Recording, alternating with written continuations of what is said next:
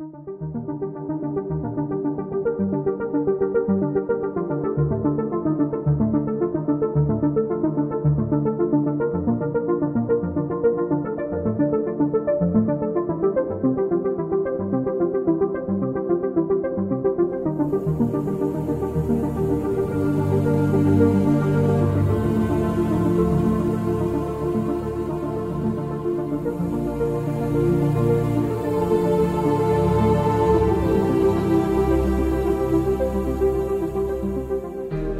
vais vous donner quelques exemples et on va aller doucement pour que vous compreniez bien. Dans notre paracha, Parashat Mishpatim, se trouve la fameuse loi du talion. Ces juifs qui ont amené œil pour œil et dent pour dent.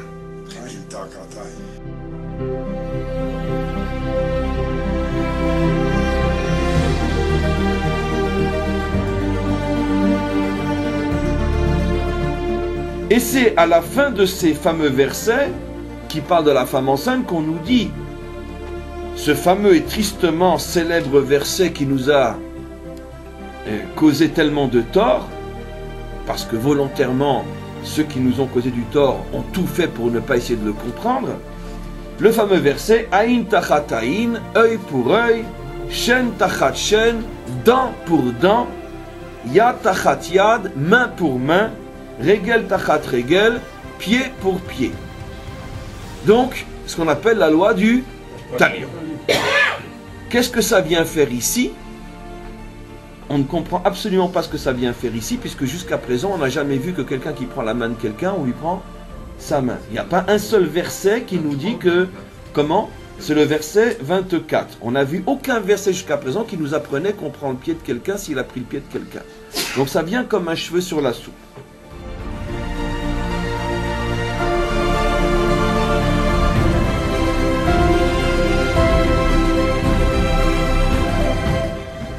Vous allez voir ce que les maîtres d'Israël ont fait, et je pense que les sensibles, abstenez-vous ou sortez du mouchoir parce que vous allez pleurer. Vous allez comprendre ce qu'est la puissance des maîtres d'Israël, comment ils ont cassé toute possibilité de faire du mal au nom de Dieu. Vous allez voir.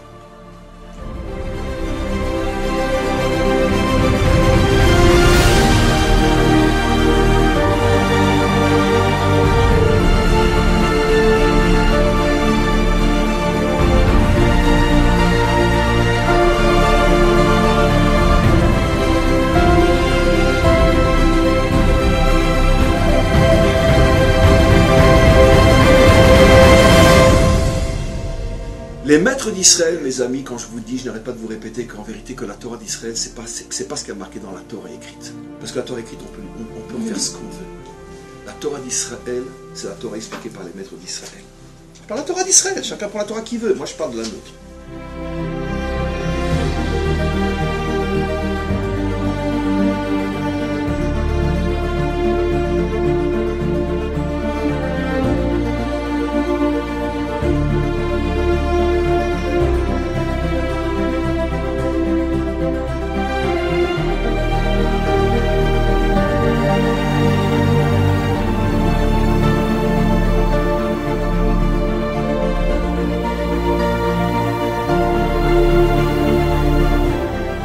Maintenant, je voudrais simplement qu'on comprenne, qu'on est entre nous, d'accord? Dites-moi, la loi du talion, elle existe chez nous? Elle existe chez nous? Elle n'a jamais existé. C'est l'une des plus grandes infamies, c'est l'une des plus grandes accusations du type crime rituel jamais commis à l'égard du peuple juif.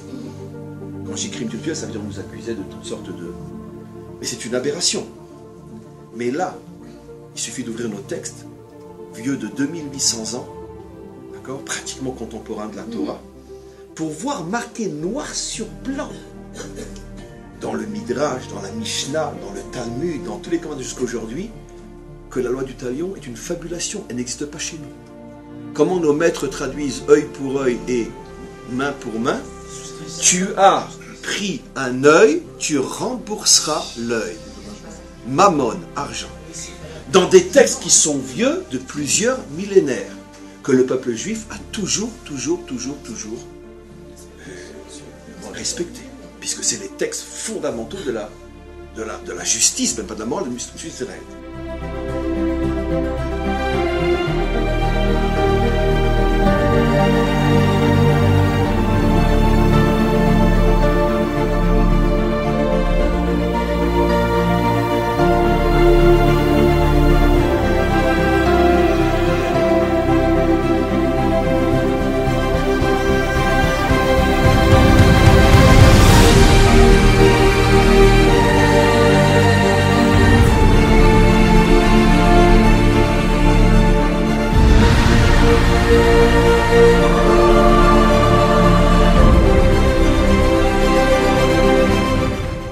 Maintenant, je pose une question, malgré tout. D'accord, mais le verset, il le dit ou il le dit pas? Il le dit quand même. Alors bon, les malins, les savants, ceux qui étudient le Talmud, ils savent qu'en vérité, il le dit sans le dire. Mais d'accord, mais la Torah ne s'adresse pas uniquement qu'à quelqu'un qui a étudié pendant 20 ans dans une yeshiva et qui sait lire entre les lettres. La Torah a été donnée à tout le monde. Donc, très grosso modo, la Torah le dit. Oui, effectivement, œil pour œil. De quel droit nos maîtres viennent et disent « Il est hors de question de prendre un œil, tu payes l'œil ». Mais la Torah te dit clairement œil pour œil dans notre paracha. Alors, nos maîtres se permettent d'expliquer. Mais ça, c'est de l'explication. Ça ne résout pas le problème. Ce que la Torah veut dire, c'est que si l'homme ne paye pas le mal qu'il a fait. Alors, vous savez, il n'y a pas que les tribunaux sur terre, il y a aussi la justice divine. La providence s'arrangera pour que ce qu'il a fait, ça lui soit fait. Tout le monde comprend. Mais c'est pas à toi de le faire. Toi, tu fais payer de l'argent, c'est tout. Dédommagement. Maintenant, pour pouvoir rendre compte du verset, alors on explique que bon, que ça veut dire que, encore une fois, je répète, que tu as pris un œil, peut-être fais attention qu'un jour on ne te prenne pas ton œil. Un accident, tu te cognes, tu perds ton œil. Tiens, mais tu te rappelles que... Mais c'est pas à toi de le faire. Toi, tu fais payer de l'argent, c'est tout. Dédommagement.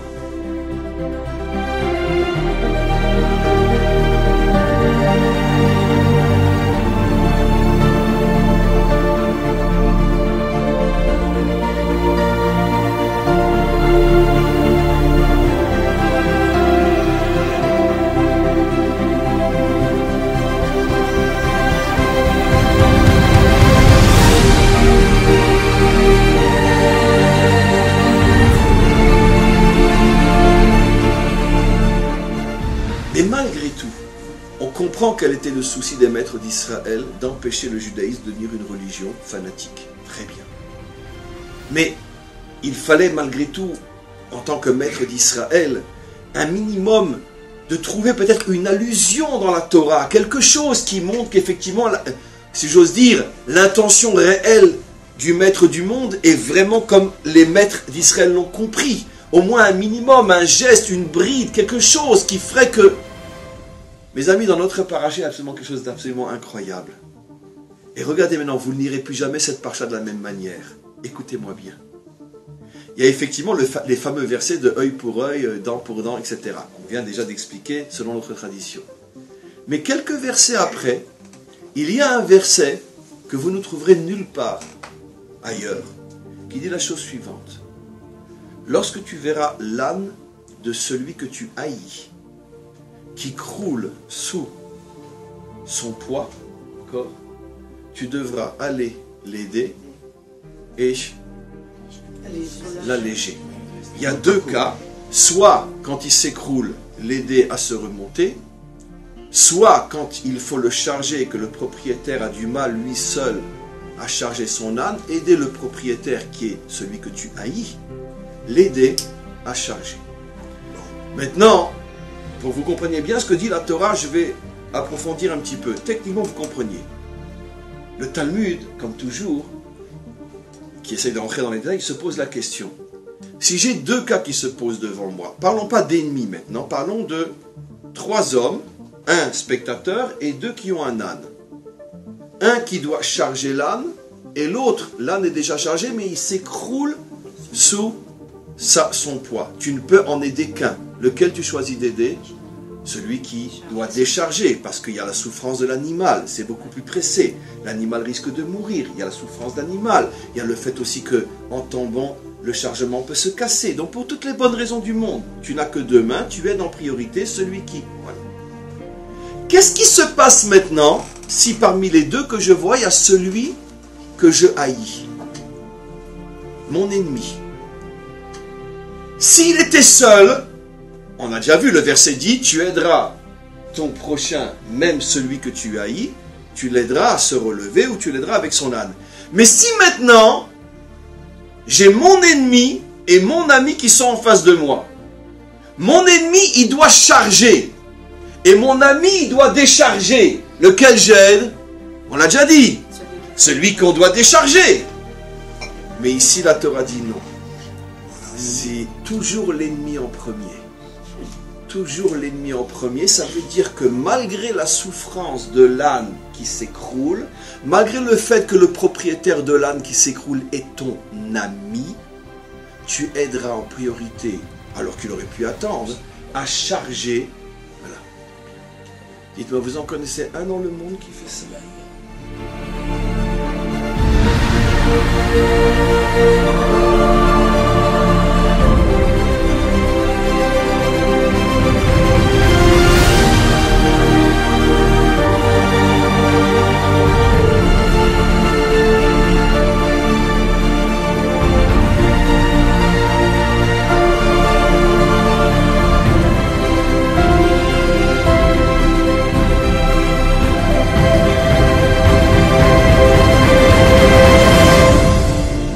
Malgré tout, la Torah te dit, alors qu'il pourrait attendre, va l'aider en premier. Nos maîtres se posent la question, disent, je ne comprends pas. C'est la même Torah qui dit qu'on crève l'œil de quelqu'un, qui, il est vrai, il a crevé un œil, c'est vrai, d'accord. Mais quoi, moi je vais être comme lui? C'est la même Torah qui me dit, crève l'œil de quelqu'un, alors qu'elle me demande de celui qui m'a fait les pires choses, au point que je le haïsse. La Torah me dit, aide-le en priorité, il passe avant tout le monde. Il y a une contradiction ici, vous ne voyez pas qu'il y a une contradiction? Ça ne peut pas être la même Torah. Il y a 3 versets qui séparent les deux textes. Ça ne peut pas être la même Torah. De là, nos maîtres ont compris à quel point on pouvait mal comprendre et mal interpréter la Torah. Parce que ça ne peut pas être la même Torah. C'est-à-dire que si Hachem te montre à quel point il veut la paix entre les hommes, alors tu crois sincèrement qu'il va autoriser un homme à crever l'œil d'un autre, même si c'est un juge.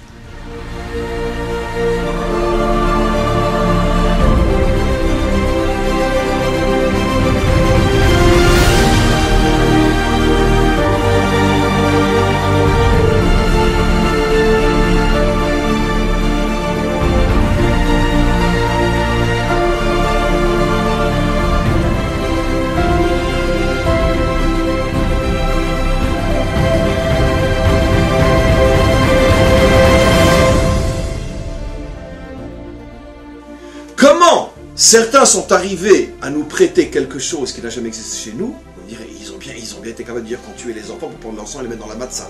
Donc, mais c'est pas ça ce qui m'étonne. Mais ce qui est incroyable, maintenant revenons à nous, c'est que jamais nos maîtres n'ont accepté de prendre ce verset à la lettre. Jamais.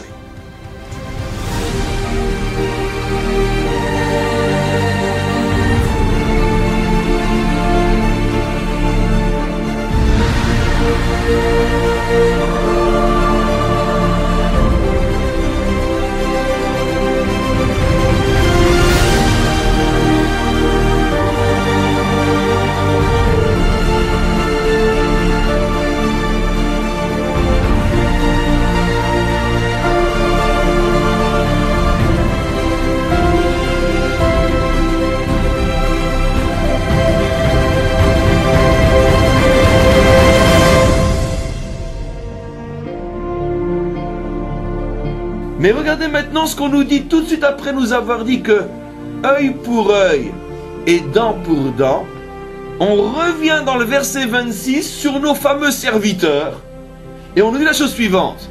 Vechiake ish et ein avdo. Jusqu'à présent, on a vu que si un homme tue son serviteur, le maître est tué. Maintenant, on nous dit si un homme frappe son serviteur et qui lui blesse son œil, c'est-à-dire qu'il ne peut plus voir, ou et ein amato, ou bien l'œil de sa servante, veshichata, et que l'œil a été abîmé, les chovshi shalchenu, le serviteur est immédiatement mis en liberté. Le maître ne peut plus le garder.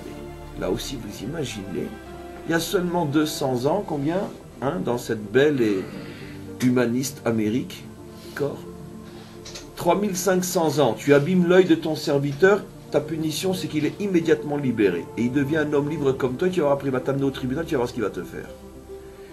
Mais c'est pas seulement un œil. Vous me direz, oui, mais un œil c'est normal, monsieur le rabbin, parce qu'un œil c'est quand même important. Non.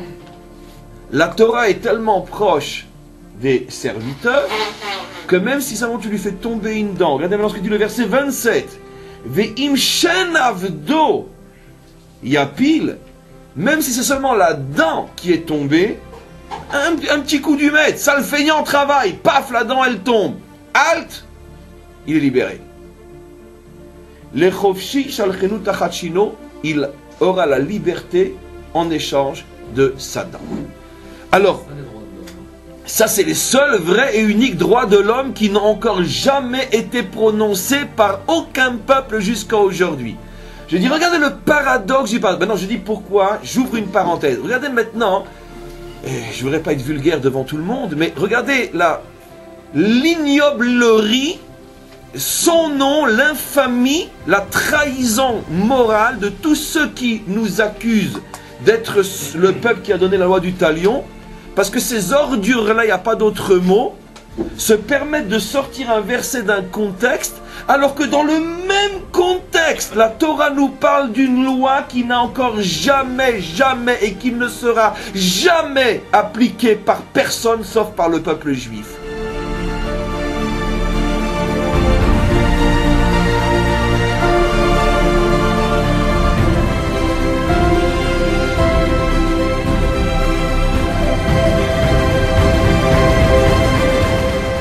Regardez comment le monde est une ordure.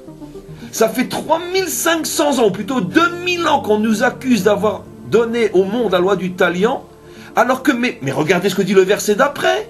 Si c'est tellement talion que vous le pensez, comment vous comprenez que la même loi, tout d'un coup, le verset d'après ordonne de libérer un esclave contre une dent? Qu'est-ce que vous répondez à ça? C'est ça que je dis que c'est vraiment un comportement d'ordure. Parce que tu prends un verset, tu le sors du contexte et tu fais méchamment exprès de ne pas voir ce qui suit. Parce que ce qui suit te dérange. Parce que ce qui suit montre que la Torah, elle est plus humaine que les plus grands humanismes de tous les temps.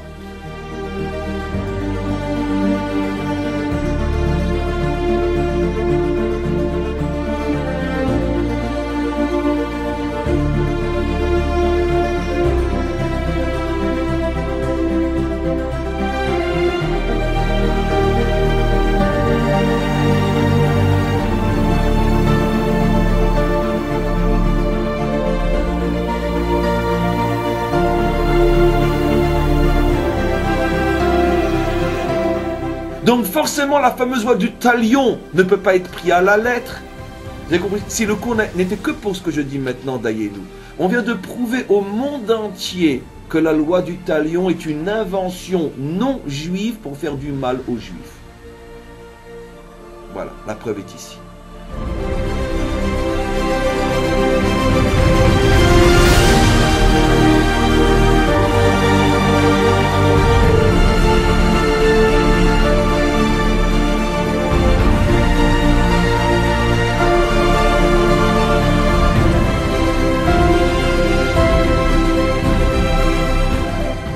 Tu veux être dur au nom de Dieu, soupçonne que c'est en vérité une falsification. Au nom de Dieu, nous n'avons le droit que de faire qu'une seule chose, innocenter, pas condamner.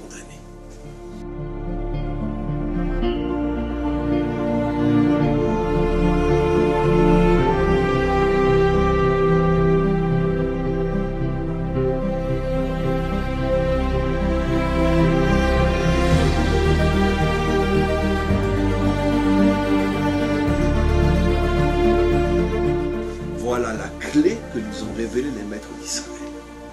Au nom de Dieu, tu ne peux qu'innocenter. La Torah dit œil pour œil, ne prends pas l'œil, qu'il donne de l'argent. La Torah dit il est idolâtre, condamne-le à mort. Eux, ils viennent et ils disent mais il t'a répondu qu'il était prêt à mourir pour ça. Ça veut dire au nom de Dieu, si tu as le choix entre être sévère ou être indulgent, choisis toujours le chemin de l'indulgence.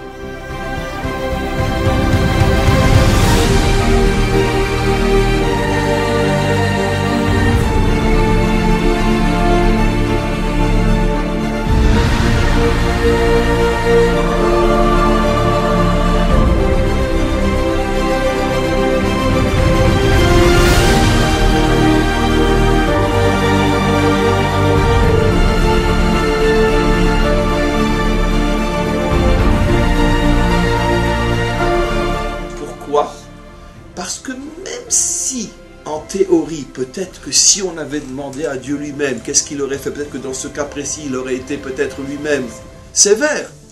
Laisse-le lui être sévère, ne le sois pas à sa place. C'est ce que disent nos maîtres. S'il veut lui prendre un œil, alors il y a suffisamment d'accidents sur ça qui peuvent se produire. Tu n'as pas besoin de le faire à sa place.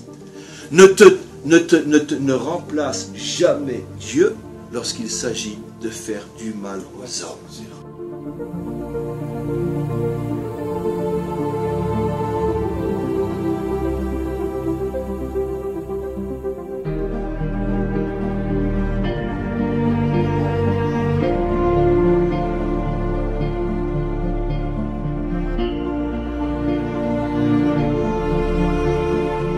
Une religion qui fait du mal aux hommes au nom de Dieu ne peut être qu'une religion fausse.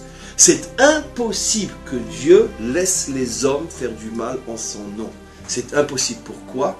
Parce que c'est impossible que celui qui a créé l'homme ne sache pas à quel point l'homme est pervers et à quel point si on lui met Dieu entre les mains, il va l'utiliser au fil de son sabre ou au fil de son essence et de l'allumette qu'il va mettre dans son essence. C'est impossible.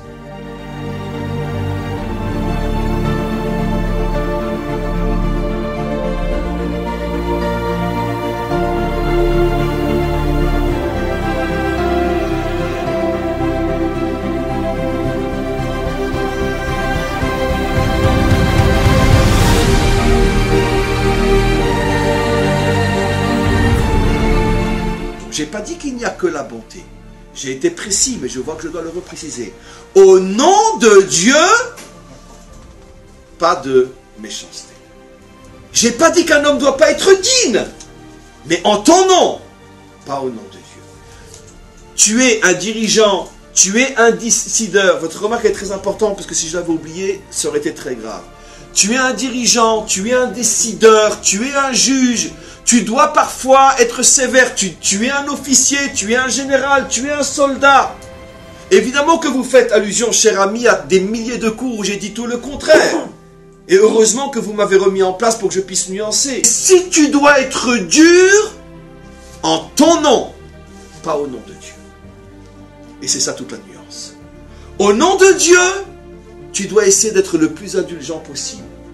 Maintenant, tu ne peux pas tout le temps être indulgent parce que malheureusement tu as en face de toi des gens que si tu leur donnes l'autre jour, ils vont te prendre ta femme, tes enfants, ta mère, ta belle-mère aussi. Et tout le monde. D'accord? Donc, tu aurais dû commencer par la belle-mère.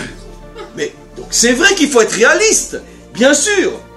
Mais en ton nom, pas au nom de Dieu. Laisse le bon Dieu tranquille.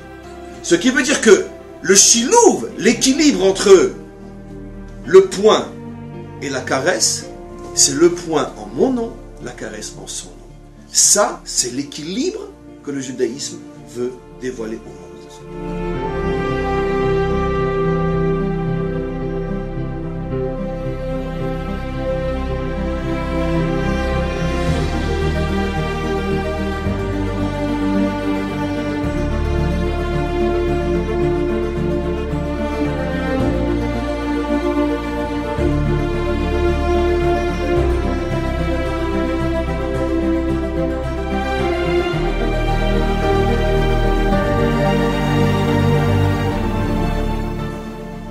Les maîtres d'Israël, mes amis, quand je vous dis, je n'arrête pas de vous répéter qu'en vérité que la Torah d'Israël, c'est pas ce qu'il y a marqué dans la Torah écrite. Parce que la Torah écrite, on peut en faire ce qu'on veut. La Torah d'Israël, c'est la Torah expliquée par les maîtres d'Israël.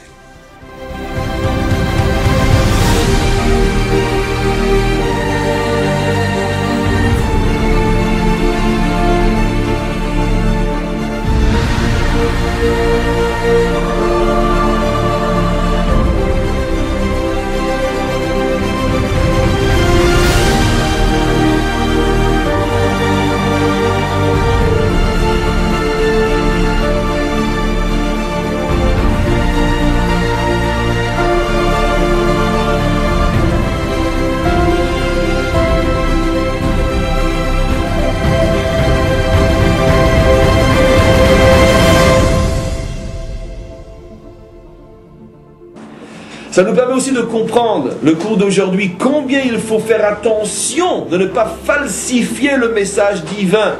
Parce qu'au nom d'un message divin falsifié, on peut en arriver aux pires abominations, comme tuer des prophètes et croire qu'on est en train de faire le bien, comme tricher dans les affaires et croire qu'en plus c'est la Torah qui nous invite à le faire. Finalement, les problèmes n'ont pas beaucoup changé. C'est pour ça que la Torah porte bien son nom. Torah vient du mot Hora'a, qui veut dire la direction que l'on doit suivre.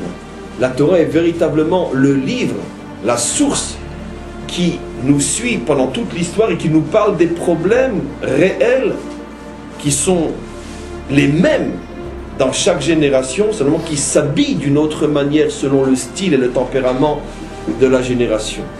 Et donc finalement c'est pour ça que c'est extrêmement important de connaître, de comprendre notre histoire, parce que on prend conscience en lisant l'histoire passée. Non seulement on prend conscience de l'histoire présente, mais on prend conscience aussi, surtout, de la manière de résoudre l'histoire future. Amen.